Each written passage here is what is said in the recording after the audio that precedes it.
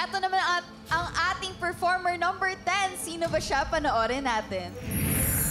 Sabi po ni Kuya Will sa akin na sana po matupad ko yung pangarap ko na bilang isang maging sikat na animator. Ngayong monthly finals po, ipapakita ko po sa inyo ang pinakakaiba na style po ng drawing na makikita nyo po.